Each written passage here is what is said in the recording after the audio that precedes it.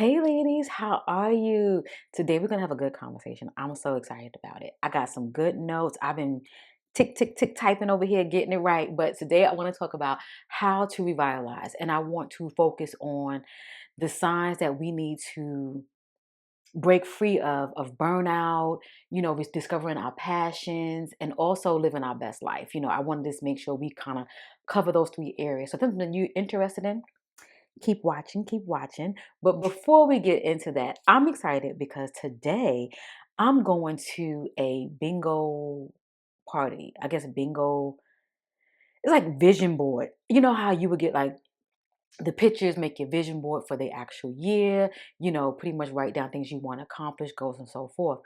We're going to be doing it on a bingo card. Never done it before, heard about it, didn't know the concept of it, but I understand how a bingo card works. So I'm interested, I'm intrigued, I want to do it. And I feel like this might be something that I can retain because I like to write and I like to write things down. So me writing things down, I can retain better. Not that looking at a picture won't help you retain. However, I just feel like, something about writing on paper just like tickles my feather. So I'm excited. I'm going to be going to that today. I'm going to try to get a little footage if I can. If not, a selfie is always in order. Okay. So I'll be doing that. So let's just get into it. Understanding burnout.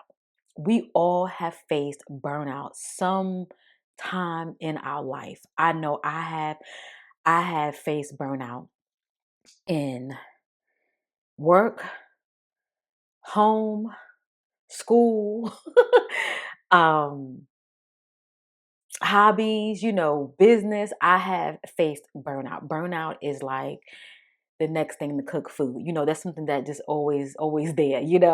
But what is burnout? You know, Burnout looks different for all of us. Burnout can be, just tired of something that you're doing or something that you're in with a person. Burnout looks different. But defining what burnout is and what's actually tearing you apart in this actual season of the burnout is very, very important. Signs of burnout. It is exhaustion, lack of motivation, feeling overwhelmed, and pretty much, not being happy, well, lack of better words. Like I said, I've been overwhelmed and I have been facing burnout in different areas of my life. And I had to find ways to kind of like get through that because it can definitely weigh you down and then it'll stop you from doing the things that you really want to do. Because you're thinking, oh, I'm burnt out. Maybe it's something I shouldn't be doing. Not necessarily. It just can mean that, maybe take a break from it and then you get back to it. If it's something like a hobby or if it's something like work, because, we have to work to pay these bills and live this good old life that we have here in America, right?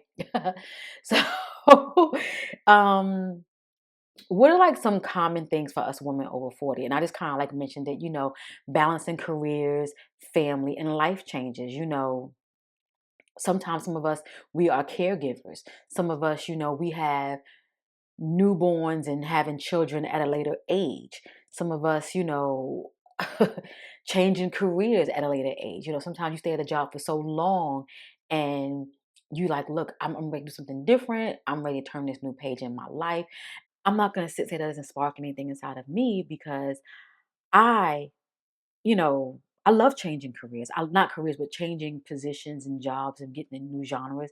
I always stay in the accounting field, but I like to always change and grow because one, what I've learned is if you stay in a position, you're just going to get the normal 2.5.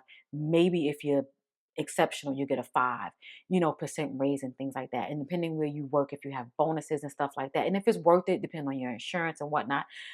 I'm very fortunate. I would have some really good insurance, but sometimes you have to move and jump and maybe do a lateral. Sometimes, doing a lateral might make you go, you know what I mean? To get what you get what you want. But having understanding what burnout is and how do not let it affect you. Because I know for me right now, I'm not facing any burnout, but what I'm facing is I know I will get burnout soon in my life if I don't make some adjustments. And sometimes not being like a fortune teller, but understanding the circumstances that are at hand, like understanding saying, hey, if I don't change this now, I'm gonna be in a real bad place. So let me get this going right now so I won't be in that place. So what are some consequences of burnout? Ignoring that you have burnout. Like, I'm foreseeing, I know when I foresee something coming, I like to be a little bit more proactive. But what are some consequences that you can face? It could take a toll on you physically and emotionally. Start looking worn out, tired, just can't seem to get it together, not caring about your appearance because you're just like, yo, I'm just burnt out. I'm burnt at both ends of the wick. It can impact you if you are burnt out at home, it could impact your career. If you're burnt out at work, it can impact your home. It can impact your relationships. It can impact your self-esteem, i.e., how I just mentioned, you're not caring about how you look and whatnot. And that's something that is very, very important to me is my physical and my emotional, because that's my inside. We can have this looking one way, but I feel like if your inside is not good, you can look good all day on the outside. It will eventually exude out. That's in my opinion, because I have definitely saw that even in myself at some point of my life. You have to take care of yourself. So let's get into discovering your passions. Okay, why discovering your passions is key? Like, why is that important to revitalizing yourself? Sometimes we sit back and we focus on, you know, home, you have children, you have a family, you have your career, but sometimes you have to sit back and focus on things that make you happy. Coloring might make you happy. Knitting make you happy. I know for me, this makes me happy. I ain't gonna hold you. I'm not gonna hold you. Having my podcast, having my YouTube channel makes me happy. If social media went away, and I mean like something like Instagram, TikTok, um, LinkedIn, I don't really use LinkedIn like that, but I do have one. If that went away, those type of social medias, I'll be okay. Just long as like YouTube and the podcasting situations where you can actually broadcast your stuff, that would be very devastating to me. Like, because I thoroughly enjoy this. You're able to really build connections. I feel like with YouTube. I know you can definitely do it on social, but I feel like people, if you're gonna sit and you're gonna, listen to me and you're gonna watch me, we're invested in each other. We have a relationship and it ain't getting broke. So, but like I said, discovering your passions is key. Like the importance of your purpose in midlife. Sometimes you have children like me. My youngest, she's turning 18 this month. So she's doing her own thing now. She's coming into herself, she's just like out there in the world. My oldest, she been out there in the world. So it's like mama can have a good time now. Mama can really focus on herself. And that doesn't necessarily mean like me going out partying, nothing like that. No. Focusing on me, discovering things that I really like and discovering things that make me happy. I could tell you one thing right now that really, really makes me happy. And that's why I'm in the predicament that I am in now with these 15 pounds. I like taking myself out on dates. And I was so afraid of doing that. I was so afraid of like going somewhere, sitting down, having a meal, even if it's at the bar or if it's at a table by myself. I used to be so, so afraid. But now it's like second nature. It's like me walking into Sephora, picking up a basket, or they saying, hello, how can we help you? I'm good. Thank you. Not rude, but thank you. I'm good. I'm just browsing, looking. You already know what you want because you know where you going in there. Get my basket and I'm going. That's how I go. I go into a restaurant and if I see the restaurant is crowded and I see the bar looks kind of good, I said the bar, I have me a meal, I have me a cocktail, I have me an appetizer. I might have a whole spread in front of me at the darn bar. And I'm into myself. I was just talking to a friend of mine today, and we were just talking about like romanticizing your life. And I told her that's what I do. At one point in my life, clearly did not do that. Did not do it. But you know, you have to find things that really, really make you happy. And pour into that so you can really, really be who you are at this time of your life. we are totally different people. Think about it. You might have had kids in your 20s, you might have had kids in your 30s, and your 40s, and where you are now might be totally different. And even if you are in your 60s right now, what you did in your 40s, you might not be doing that right now. So you just I'm getting too like, ugh. You just evolve. I feel like you can evolve freaking every week if you want to. You know, there's something that goes on in my life that are so amazing that I don't even share. We all have hardships and things like that, things that come into our life, and you're like, oh God, why did this happen? You know, we, but we have a lot of good things that happen too.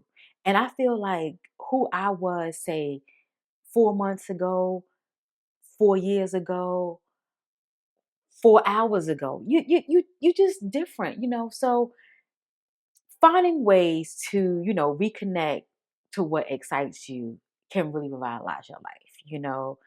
It might be playing tennis. You never know. I used to really, really enjoy Pilates. And this is, I'm going back 10 years here, when I went to Club Pilates. And I really enjoyed it. I really liked how my body was looking.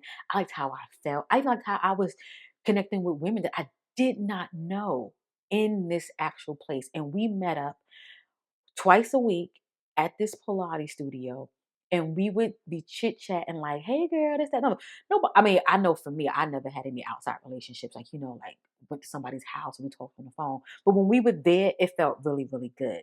So I am thinking about doing Pilates again because I have to do things that's going to help my health. I ain't gonna hold you. I have to do things gonna help my health versus me doing something. If I might get into coloring, I think coloring is nice and calming. That's something that I can do later on because that helps with hands. It helps with mobility and things like that, and also helps with eyes, keeping your eyes in the left right movement. So those things, and playing like games and stuff. One thing about me and my children, we play a lot of board games. If it's Thanksgiving, if it's Christmas, or if it's just us just having a good time, we will pull out a board game in a minute. We played this board game. It was like a generation game. I don't know the name of the game. If I find it, I'll put it somewhere so we can talk about it later.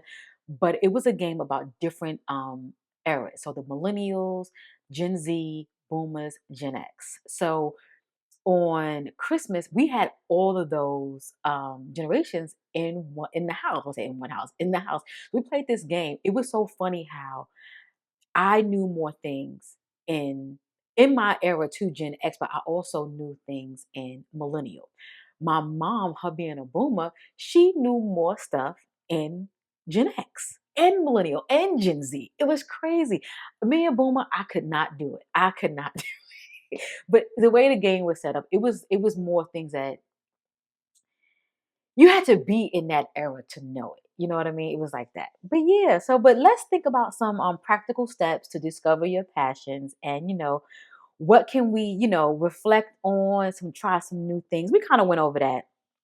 So think of a time of something that you may have done that brought you joy, i.e., board games. You know what I mean? Doing some things that kind of get your passion back in it. You might want to create a board game for that matter, but something like that, stepping out of your comfort zone by trying things like me, you know, I mentioned I mentioned going to eat. That is not a passion, but like I said, coloring, and this is my passion right here. Me doing podcast episodes and me sitting here talking with you ladies and providing some form of value and me getting value from it as well because this is a two-way street effort here in my opinion where we can actually learn and kind of piggyback off of each other, And what else we have here?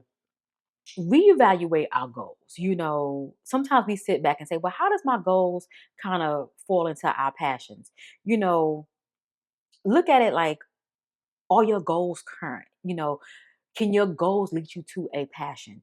Sometimes we sit back and I know for me, I'm like, okay, well, I want to lose a certain amount of weight. Going to the gym is not a passion for me.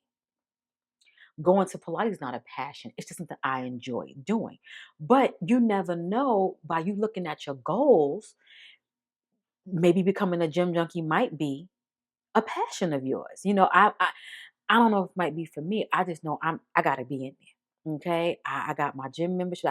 Recently got a new gym membership since we're talking about it. I got a new gym membership at a nice cool gym. They have a women's side. So I think that will be really, really nice because I can get a little timid. So I think having a women's side where I can actually be in there just with women and we're doing our own thing and we fighting our own insecurities versus me being in the mass open where we're with, men and other women who might have a more secure persona, if you will. So yeah. So yeah. So now we're going to talk about breaking free of burnout. You know, sometimes we can get caught up in burnout when we feel we just stuck. I feel like it's a mindset and easier said than done because when I was in it, I was not saying this. Okay. So I understand it's a catch 22. You have to really, get your mind out of it. We all have everybody's enough meter is different. So if I sit here and say, I'm just so tired, I'm burnt out, work is killing me, and work ain't gonna get no better. They just keep pounding the work on. They ain't getting no new help, they ain't getting nothing. Everybody enough is different. Somebody might sit and say, oh, well, I can't leave this job for X, Y, and Z. I gotta stay. They give me flexibility. Yeah, they put that work on me, but I get flexibility. Or you can sit and say, you know what? I got to go because this ain't gonna get no better. I've been there before. So I use that analogy because I knew that the work wasn't going to get lighter. They weren't going to hire anybody, and it was just going to all keep falling because I feel like sometimes when that worker bee syndrome, people can see that it could be a gift or it could be a curse, and then before you know it, you're in a spot and you can't get out. So for me, when it came to being overwhelmed at work, I had to make a decision and change that mindset of, okay, Kelly, you want more. You have the ethics. So now you need to move forward. So I feel like it's changing your mindset, shifting, and, moving from survival to thriving. So I want to say the last 4 years, I adapted that to where now, after like a year, two, a year and a half, I'm always, okay, now it's time to move on. Not only we chasing that money, we're, looking for that growth because you never know how something that you learn can help you in a new position or a new career, you know. And when you're changing your mindset, you're also focusing on the power of your boundaries. Because now you don't have an employer that's on your back. You're like, look, this is too much. I understand. You know, I- I've been there before. I'm getting worked out. I'm burnt out. And when you have a relationship, if you don't have a relationship with your employer, you can still say, hey, I'm burnt out. When we're gonna hire a temp, when we're gonna hire a new employee, because sometimes I feel, because I've been there where you're at a job and there might have been two positions and someone had left, for something else. And they leave that position vacant. They're like, well, we gotta kind of tighten up. But we tightening up, but there's only one person tightening up. I'm kind of speaking from within right here. I'm giving y'all a little within. But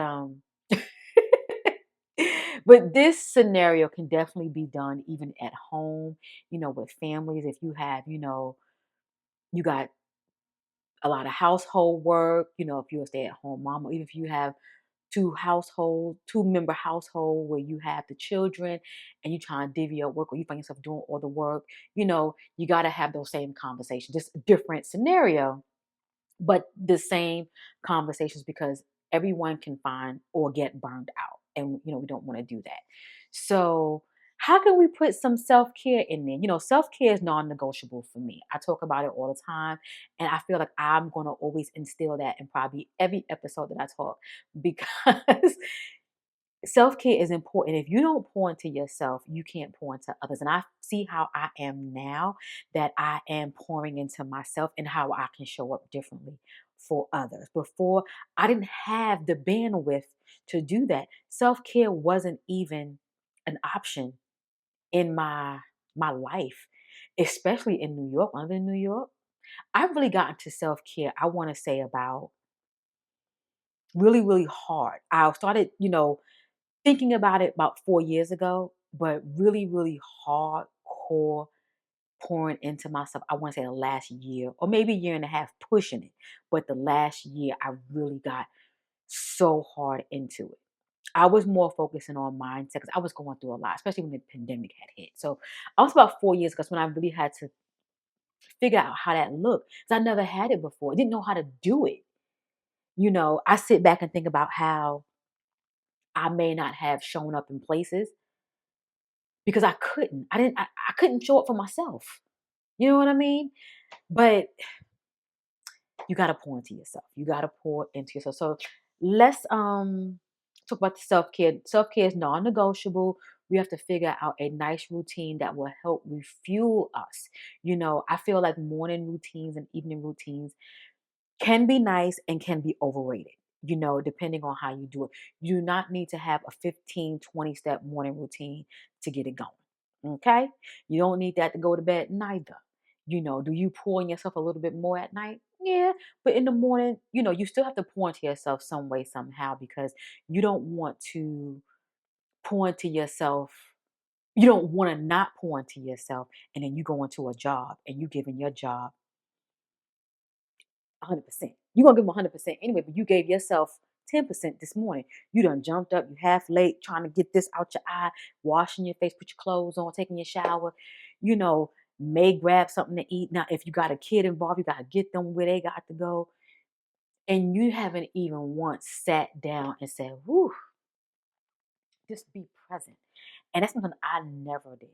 Just being present. And even if, we may lay in our bed, look at the ceiling, look out the window, look at the wall, but just kind of like just literally like sitting up and being like, wow, being present. And just like thanking the universe that you can do this for yourself. Game changer, game changer, In saying all of that, let's talk about some practical action steps. Identifying your burnout triggers, what is actually draining you. Setting some boundaries, saying no. I don't have a problem with saying no. No is like the first word these days. And not even feeling like saying no is a bad thing to where you're hurting someone's feeling because you always said yes. You got to take time for yourself because let me tell you something. If you don't take time for yourself, I've seen it in many times. I can't even get it out. My voice getting tired up here. I've seen it so many times before, especially at the workplace where people have passed away and them positions get posted. And I'm not saying they're supposed to let the job just sit there and make a shrine at your desk or nothing like that. No. But it's just letting you know that time goes on, things go on, and you have to put yourself first because you don't want to feel like, damn, I didn't take time for myself and look at me now. I can't even do for myself. You don't want that. So yeah, setting boundaries and it's kind of like slowing down and taking that time for yourself. That burnout, taking those breaks, disconnect from them stressors, recharge yourself. Like I mentioned before, home, work, relationships in any sort, romantic, non-romantic, they can be stressors. Sometimes figuring out life can be a stressor. So figuring out how to break free of all of this. We're gonna break free of all of this. So now, how are we gonna live our best life? How are we gonna live our best life? We're gonna embrace change. That's the key first thing, embracing change and understand that we're in formation, we're in transformation, if you will. We're not the same, and we don't have to be the same. Sometimes we get to a point like we're like, girl, this is where I am. My 20s, I did X, Y, and Z. In my 30s, I may have shook a little something, but now I gotta sit still. You can sit still, but you can still pour into yourself. You have to, you have to, you have to. And you have to focus on what matters. Sometimes control what you can, not what you can't. Another one of my favorite ones. Control what you can, not what you can't. I'm telling you guys things that I've went through.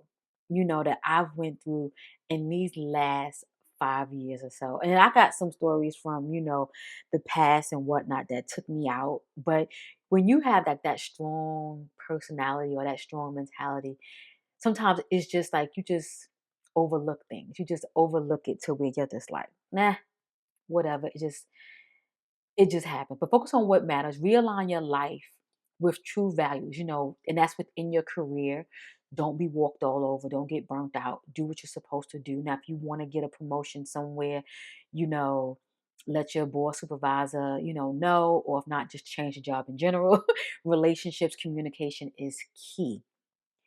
That's in romantic, platonic, friendships, anything, communication is key. And I really feel like as I've gotten older, me understanding with, what is it called? And I said it before, uncommunicated expectations. I've had so many people had expectations of me on how I should have been in certain relationships, but it was never communicated to me. A lot of it was if that person was like that, they felt I should have been like that. Or if this is what they thought, I should have thought it was common sense. Again, uncommunicated, uncommunicated. Health, again, gym for me, gym might be for you too. My goal is to really, really shake the 15 pounds off in addition to maintaining a certain weight. And you still have to be heavy in the gym. I didn't think that was something that I really had to do hardcore, here and there, roundabout. But at this time in my life, this year I will be 49. I have to have a gym membership and it needs to be paid every month. Okay? Every month. Non negotiable. So, to wrap this up, I just want to kind of summarize what we talked about, breaking free of burnout, rediscovering our passions, and living our best life. I want you to think about what we talked about today and how you can revitalize your life and to avoid burnout.